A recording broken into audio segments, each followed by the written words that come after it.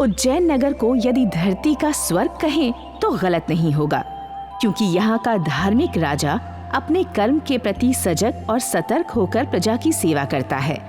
जादूगर सिफली भी मित्र भाव से राजा को सहयोग करता है। उज्जैन की प्रजा खुशहाली के साथ अपना जीवन व्यतीत करती है। अचानक उज्जैन नगरी में अपशगुन और अनर्थ होने लगता है। लोगों में डर फैल जाता है। जादूगर विषपाल उज्जैन की प्रजा को परेशान करने और राजा को डराने के लिए अपने जादुई कारनामों का इस्तेमाल करता है और नगर के लोगों को मूर्ति में परिवर्तित करने लगता है।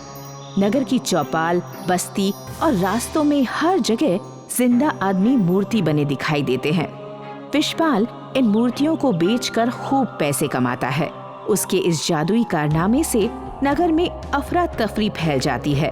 उज्जैन की प्रजा अपने राजा से मदद की गुहार लगाती है। जादूगर विषपाल को उसके अपराध की सजा जरूर मिलेगी। उसने जो अपराध किया है उसके लिए हम उसे क्षमा नहीं कर सकते। महाराज, जादूगर विषपाल को हराना असंभव हो गया है। जादूगर विषपाल अपने शत्रु को पास आने से पहले ही उसे मूर्ति बना देता है। दुनिया में ऐसी कोई समस्या नहीं जिसका समाधान न हो। जादूगर सिफली, इस विषय में तुम्हारा क्या कहना है? महाराज, समस्या का समाधान अवश्य है, परंतु ये समाधान किसी संजीवनी से कम नहीं। ये संजीवनी लेकर कौन आएगा? सिफली, आप जादूगर अवश्य हैं, परंतु महाराज ने आपको अपना हनुमान समझा है। हाँ जादूगर सिफली, आप हमारे राज्य को इस संकट से निकालिए और समाधान की संजीवनी लेकर आइए। जादूगर विषपाल बहुत बड़ा जादूगर है महाराज। मुझे तुम पर पूरा भरोसा है सिफली, जीत तुम्हारी ही होगी। ठीक है महाराज, मैं जादूगर विषपाल का मुकाबला करूंगा, परंतु इसके लिए मुझे अपने गुरुदेव से मिलकर जादुई शक्तियां अर्जित करनी होंगी। वही मेरा मार्गदर्शन करेंगे। जादूगर सिफली, तुम अपने गुरुदेव से मिलकर जल्द ही वापस आना। मेरा आशीर्वाद तुम्हारे साथ है। राजा के आशीर्वाद से जादूगर सिफली को अवश्य जीत मिलेगी। सही कहा, अब तो उसी का सहारा है। जादूगर सिफली हम सभी को मूर्ति बनने से बचा लेगा। भैया, सिर्फ मूर्ति बनने की बात नहीं, जादूगर विषपाल तो लोगों को मूर्ति बनाकर बाजार में बेच रहा है। ये कलयुग है भैया, कलयुग। इसमें जो ना हो वो कम है। अधर्म कितना भी तांडव कर ले, परंतु अंत में जीत धर्म की ही होती है। तुमने सही कहा, क्योंकि धर्म के साथ ईश्वर होता है। जादूगर सिफली अपने गुरु से आशीर्वाद लेने जाता है तो जादूगर विषपाल वापस नगर में आकर लोगों को अपने जादू से मूर्ति बनाने लगता है। नगर में फिर भगदड़ मच जाती है। लोग अपने अपने मकानों और दुकानों में छिप जाते हैं। जादूगर विषपाल उपहास करते हुए बच्चे, बूढ़े, जवान, मर्द और औरतें सभी को मूर्तियां बनाता रहता है और उन मूर्तियों को अपने जादू से छोटे आकार में परिवर्तित कर अपने जादुई कमंडल में रख लेता है। जादूगर विषपाल नगर से आगे बढ़ते हुए राजमहल की तरफ जाने लगता है। महाराज की जय हो, महाराज की जय हो। क्या बात है सैनिक, तुम इतने घबराए हुए कहां से आ रहे हो? महाराज, मैं नगर की चौपाल से आ रहा हूँ। वहाँ जादूगर विषपाल ने सबको मूर्ति बना दिया है। वो रास्ते में आने वाले सभी लोगों को मूर्ति बनाकर उन्हें अपने कमंडल में रख रहा है। क्या हमारी सेना ने उस जादूगर का विरोध नहीं किया? महाराज, जादूगर विषपाल पागल हाथी की तरह सबको रौंदते हुए आगे बढ़ रहा है। उसने सिपाहियों को भी मूर्ति बनाकर सबको बेबस कर दिया है। अब वो महल की तरफ बढ़ रहा है। किसी भी क्षण वो यहाँ आ सकता है। हम उस जादूगर विषपाल को रोकेंगे। सैनिकों, हमारे साथ चलो। जादूगर विषपाल राजा और उसके मंत्रियों और सिपाहियों को मूर्ति बनाकर खेल के मैदान में ले आता है। तभी जादूगर सिफली वहां पहुंचकर विषपाल के जादू का सामना करता है। विषपाल अपने जादू से शेर और सियार जैसे खतरनाक जानवरों को पैदा करता है और सिफली पर छोड़ देता है। राजा, उसके मंत्री और सिपाही मूर्ति बनकर वहां खड़े हैं। नगरवासी इस जादुई खेल को देख रहे हैं। पूरा मैदान नगरवासियों से भरा है और वो जादुई खेल को देख रहे हैं। सिफली इन खतरनाक जानवरों से मुकाबला करता है और अंत में अपने जादू से उन्हें मार देता है। अब विशपाल और सिफली के बीच सीधा जादुई युद्ध होता है। दोनों एक दूसरे पर जादुई शक्तियों से प्रहार करते हैं। कभी विशपाल सिफली को हरा देता है तो कभी सिफली विशपाल को हराता है। जादुई युद्ध लंबा चलता है। विशपाल हर बार जादू का कोई नया कारनामा दिखाता है और सिफली उसके जादू को विफल कर देता है। सिफली, तुमने हमारे प्राणों की रक्षा करके हम पे बहुत बड़ा उपकार किया है। महाराज, ये हमारा कर्तव्य था। जादूगर विशपाल ने मेरे राज्य का बहुत नुकसान किया है, जन धन की हानि पहुंचाकर राजद्रोह किया है और राजद्रोह की सजा मौत होती है। महाराज, इसे तुरंत मौत की सजा दीजिए। जादूगर विशपाल का जीवित रहना हमारे राज्य के लिए खतरा है। सिफली, तुम हमारे राज्य के विश्वसनीय जादूगर हो, तुम ही बताओ कि विशपाल को क्या सजा दी जाए। महाराज, मैं चाहता हूं कि आप विशपाल को क्षमा कर दें। ये तुम क्या कह रहे हो सिफली? हाँ महाराज, क्षमा से बढ़कर कोई धर्म नहीं होता।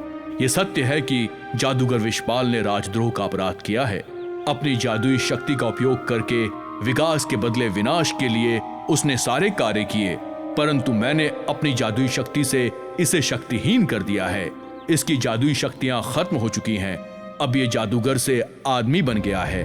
भविष्य में भी ये अब जादू कभी नहीं कर पाएगा और ना ही जादूगर कभी दोबारा बन सकता है। सिफली, हम तुम्हारी बात का सम्मान करते हैं, फिर भी इसे क्षमा करने से पहले तुम एक बार सोच लो। महाराज, मेरी विनती है कि आप इसे क्षमा कर दें। ठीक है सिफली, हम राजधर्म का पालन करते हुए जादूगर विशपाल को क्षमा करते हैं। एक गांव में मोहनलाल नाम का कुम्हार रहता है। वह मिट्टी के बर्तन बनाकर अपना घर चलाता है। उसकी 5 बेटियां हैं। सबसे बड़ी बेटी शक्ति, छोटी का नाम लंबी और तीसरी बेटी का नाम शीघ्रता है। शीघ्रता से छोटी बेटी का नाम जस्सी और सबसे छोटी का नाम टपकी है। इनके घर में काम करने वाला सिर्फ इनका पिता मोहनलाल ही है। आर्थिक स्थिति ज्यादा खराब होने के कारण मोहनलाल की 5 बेटियों की शादी नहीं हो पा रही है। मोहनलाल के घर पिछले कई वर्षों से वर्ष में एक बार बूढ़ी औरत आती है जो खाना खाकर और दुआ देकर जाती है। मोहनलाल की बेटियों के नाम भी उस बूढ़ी महिला ने ही रखे हैं। आज भी वो बूढ़ी औरत घर आई है। बड़ी तेज भूख लगी है, कोई है क्या घर में? भोजन दे दो। जस्सी, अम्मा आई है, इनके लिए रोटी ले आओ। पापा, घर में तो कुछ नहीं है। अम्मा के लिए एक भी रोटी नहीं है? नहीं पापा, सारा आटा खत्म हो गया, किसी के लिए भी रोटी नहीं है। कोई नहीं, पानी ही लाकर दे दो। मैं अभी बर्तन बेचने जा रहा हूँ, आज की रोटी का तो प्रबंध हो ही जाएगा। बूढ़ी सारी बात सुन लेती है। रुको, मैं तुम्हें कुछ देने आई हूँ। क्या अम्मा? मोहनलाल, तुम जानते हो कि तुम्हारी बेटियों के नाम मैंने ऐसे क्यों रखे? क्योंकि इसके पीछे एक बड़ा कारण छुपा था। अपनी 5 बेटियों को बुलाओ। मोहनलाल की 5 बेटियां आ जाती हैं। बेटियों, तुम कोई आम लड़की नहीं हो, बल्कि तुम जादुई हो, जादुई। तुम्हारे नाम में ही तुम्हारी शक्ति छुपी है। लेकिन कैसे? जैसे कि तुम्हारा नाम शीघ्रता है, तो तुम कोई भी काम बहुत जल्दी कर सकती हो। जितना काम 10 आदमी पूरे दिन में करेंगे, उतना काम तुम अकेले 1 घंटे में कर सकती हो। अरे बाप रे! हाँ, मैंने तुम्हारा नाम शक्ति इसलिए रखा है क्योंकि तुम बगैर कुल्हाड़ी के लकड़ी काट सकती हो और बिना फावड़े के क्रेन से भी तेज मिट्टी खोद सकती हो। बूढ़ी सबको सबके सामर्थ्य से अवगत करा देती है। अगले दिन, अब हमारे पिताजी बूढ़े हो गए हैं, अब इस उम्र में कमाना इनके लिए ठीक नहीं है। बूढ़ी अम्मा के कहे अनुसार ही हमें अब अपनी शक्तियों को पहचान कर आज से काम शुरू करना होगा ताकि हमारी हालत सुधर जाए। हाँ, तुम सही कह रही हो, लेकिन हम करेंगे क्या? हमें कुछ और तो आता नहीं, लेकिन पापा से जो सीखा है हम भी वही करेंगे। हम भी बर्तन बनाएंगे और बेचेंगे। सारी बहनें जस्सी की बात से सहमत हो जाती हैं। ये देखकर मोहनलाल को भी खुशी होती है। शक्ति मिट्टी के खदानों में गई और उसने 10 मिनट में ही बहुत सारी मिट्टी हाथ से खोद दी। ये देखकर सभी बहनें अचंभित हुईं, लेकिन खुश भी हुई। उनके भीतर आत्मविश्वास आ गया। मिट्टी तो खुद गई, लेकिन इतनी सारी मिट्टी के लिए पानी कौन लाएगा? लंबी दीदी अपने हाथों को लंबा कर सकती है और वो कुएं से बहुत आसानी से पानी निकालकर यहाँ डाल देंगी। हाँ, और ये काम बहुत जल्दी हो जाएगा। लंबी कुएं के पास गई। उसने अपने हाथ बहुत लंबे कर दिए और बाल्टी से पानी निकालकर दूर पड़ी हुई मिट्टी में एक जगह खड़े होकर ही डालने लगी। उसने ये काम बहुत आसानी से कर दिया। मिट्टी तैयार हो गई है, अब बर्तन बनाने शुरू कर दो। शीघ्रता, तुम अपना जादू दिखाओ। शीघ्रता अपना जादू दिखाती है और अपने नाम के अनुसार बहुत अच्छे और ज्यादा बर्तन बना देती है। फिर जस्सी अपने जस का इस्तेमाल करके बहुत तेजी से सारे बर्तन बाजार में बेच आती है। इस तरह चारों बहनों का ये रोज चलता रहता है और उनके घर में अब अच्छा भोजन बनने लगता है। रात को बारिश हो रही है और पांचों बहनें अंताक्षरी खेल रही हैं। टपकी सबसे छोटी है, इसलिए वह गुस्सा भी जल्दी हो जाती है और वह आज भी गुस्सा हो गई। जंगल से एक शेर गांव में निकल आया और बारिश से बचने के लिए मोहनलाल के घर की छान के नीचे खड़ा हो गया। शेर भी इन लोगों की बातें सुन रहा है। अरे वाह, आज तो मुझे भोजन मिल गया और ये इतने सारे लोग। अब तो कई दिनों तक पेट भरकर यही रहूंगा। तभी शेर को अंदर से आवाज आती है, यार, आप लोग भी हर बात पर गुस्सा होकर बैठते हो। तुम्हें इस पर गुस्सा नहीं करना चाहिए, क्योंकि क्या तुम्हें इतना भी नहीं पता कि इतना शेर का डर नहीं है जितना कि टपकी का है। ये पीछे पड़ जाए तो फिर पीछा ना छोड़े। मतलब अंदर कोई मुझसे भी ज्यादा शक्तिशाली है। इन लोगों को टपकी का डर है और मेरा नहीं है। मतलब मुझे यहाँ से जान बचाकर भाग जाना चाहिए। शेर भाग जाता है और वह पांचों बहन निरंतर मेहनत करती हैं और धीरे धीरे काफी धन जमा कर लेती हैं। यह देखकर गांव की सरपंच को बहुत जलन होती है और वह गांव वालों के साथ मोहनलाल के घर आता है।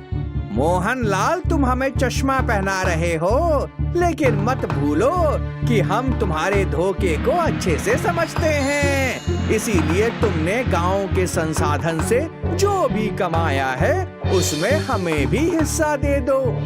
मेरी बेटियां मेहनत कर रही हैं। इसे मेहनत नहीं, धोखा कहते हैं।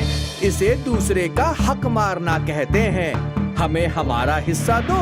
और हाँ, अब मैं जा रहा हूँ। कल सभी गांव वालों के साथ आकर अपना हिस्सा ले जाऊंगा और अगर तुमने नहीं दिया तो हम सब मिलकर तुम्हें फांसी पर लटका देंगे। सरपंच कहकर चला जाता है।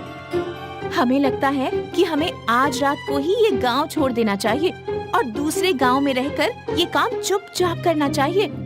मोहनलाल रात को पांचों बेटियों के साथ वो गांव छोड़ देता है और वो दूसरे गांव जाकर अच्छा घर बनाते हैं और खूब मेहनत करके पैसे कमाते हैं। लेकिन इस बार वो ये काम चुपचाप करते हैं और अच्छा जीवन बिताते हैं।